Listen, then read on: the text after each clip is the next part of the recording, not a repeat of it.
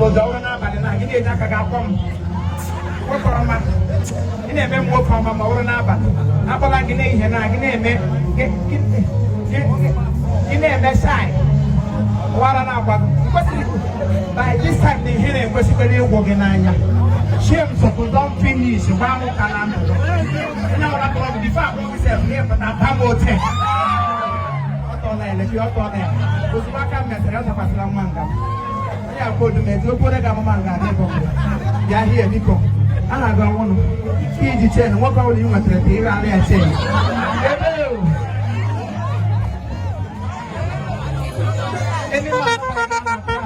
We have obedient the family. What probably I attend and more. They have to go to dog. Oh, I see. I don't want to. Kata. Oh, kalau makan itu sahaja kita itu. Okay, ada macam. Saya agak orang kata jangan. Uju, uju. Nah, ini uju, nah ini dia orang dia ini uju. Just uju. Uju aku bau. Oh ya nodi, bukti kau kau kendora. Orang yang cakap suara, ni nak aluni wa ni gua wasi. Orang belah mafuli, kau mafi. Ibu keneno, ibu moano, ibu dikano. Ya, kalau ni orang nak kau ni so di kokora yang hagani ibu. Emo ina ke panu na kau wa biar ujung kita kau wa biar ujung. Bawa dia tuju mungkin kita hantar mana hello sir oh iya batera kita kan hudi ni kau kan nak kau kita boleh solution tu oh pakai solution ya ayo nak dia phone you kita tanya lah oh cukup apa tu kan ini aja apa kau dah ni dia tuju Francis how possible is that I don't take part in that. She tell us your father's Igbo name. That is whom your father is. Francis is not your father's name. Ikweliaki ikwehia. Ajelamia. Why am Hampadi? Why am I going Igbo? I don't know Francis. Francis so sai pa the name. Come on, go. Is it Francis? Kita kibera. Is it not correct now? Obianuju is a Francis. And I just think you want identity. Maybe I hear you without believing you because what are you about? Yes, I talk about Obianuju. It's not a complete name. My name is Obianuju Eze Francis. Complete. What is your name? My name is Obianuju Eze Francis. My brother, God bless you. Yeah, we did them now like a one name for Nanya. No more than dragon. I'm with my family. No better. When I go with the back, I saw our party. And the kids take a lot of pillow. As for the kids, pillow. For the kids on the road, because they're not coming when they dig our homes. But I dare not to know so. Who are you, Lieba? Are you an Ulysses or William? Ulysses. William. All right. Come on, the more program here. Come on, why I'm not having that, but I go at least now. Come on.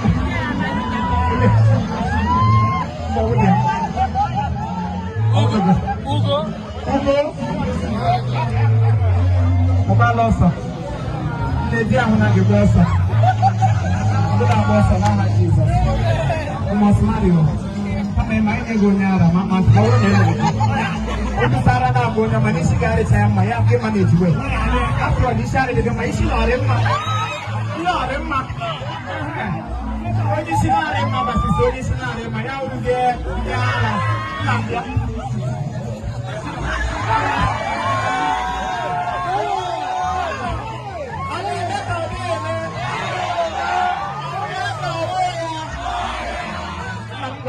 It's your wedding day. It's your wedding day.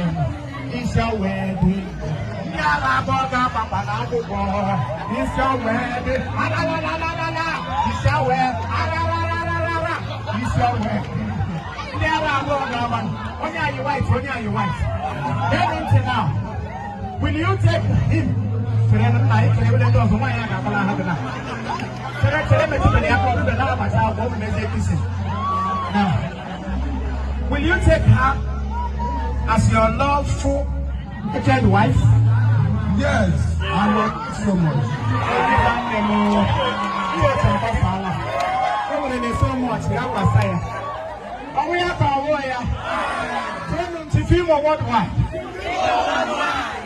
Are you ready? You can answer, we are ready. Are you ready? Will you take him as your lawful wedded husband to cherish and to demolish the richness and the madness? Will you manage him? No, sir. Yes, sir. All right, bring your hand. Now we'll talk about it. Hold on for now. Hey. You have part-time marriage. You never know about the chicken of the Akawakaya. Udaka Jehovah, you have a candle down. I'm a candle. Udaka Jehovah. Akawakaya. Akamuru Mirineti. Akawakaya. Ilomati. Tini Wanyari Wanyara. The two both of you. Both of you. Banandara. Akawakaya. Akawakaya. I'm going to be beyond.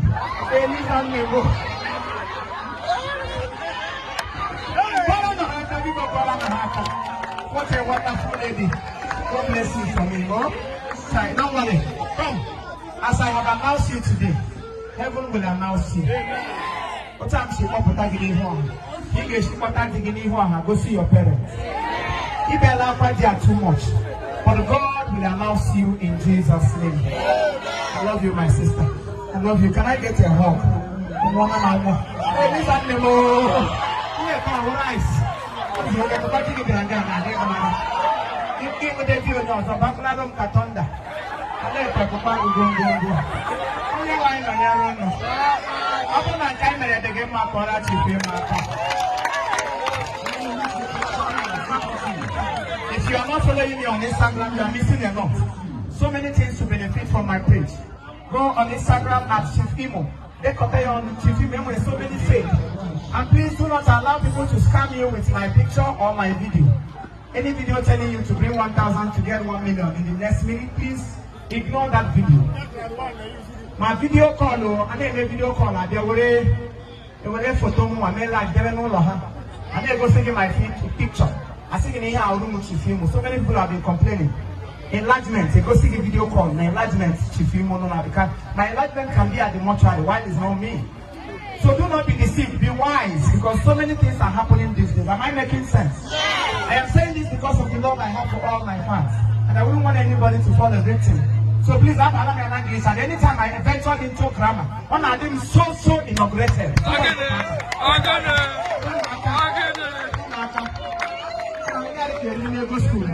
English is not ours, it's an audience. Audience teach. Audience teach. Ulikeleno.